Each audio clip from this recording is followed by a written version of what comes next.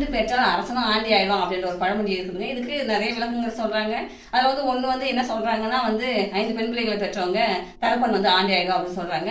இன்னொன்னு என்ன சொல்றாங்கன்னா வந்து ஆடம்பர மனைவி, அதுக்கப்புறம் வந்து அடங்கா பிள்ளைகள், அப்புறம் சரியில்லாத சகோதரர்கள், அதுக்கப்புறம் சரியில்லாத அப்பா, அந்த மாதிரி ஒரு கருத்து வச்சு ஒன்று சொல்றாங்க.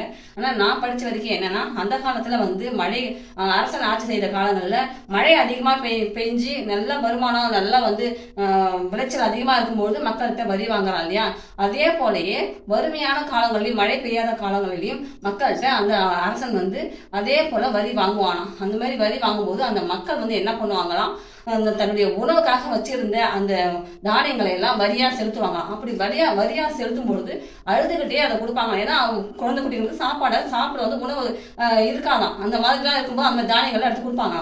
அப்ப அழுதுகிட்டே அவங்க வந்து கொடுப்பாங்களாம் அந்த தானியங்களை. அந்த மாதிரி மக்கள் வெம்பி அழுது கொடுக்கும் பொழுது அந்த அரசனுடைய செல்வங்களை அழிக்கும் படையாக அவர்களுடைய அந்த வெம்பலும், அந்த மன கஷ்டமும் குமுறலும் அரசனுடைய செல்வத்தை எல்லாம் அழித்து ஆண்டியாக்கக்கூடிய அளவுக்கு அவங்களுடைய வெம்பல்கள் படையாக மாறுமா. அதுதான் வந்து திருவள்ளுவர் ஏற்கனவே ஒரு திருக்குறளை சொல்லிட்டு போயிருக்காராம். அல்லல் பட்டு ஆற்றாது கண்ணீர் அன்றே செல்வத்தை தேய்க்கும் படை அப்படின்னு சொல்லிட்டு ஒரு திருக்குறளை 2 வரியில சொல்லிட்டு போயிருக்காரு. அதை வச்சுதான் அந்த காலத்து முன்னோர்கள் இந்த பழமொழியை சொல்லிட்டு போயிருக்காங்க.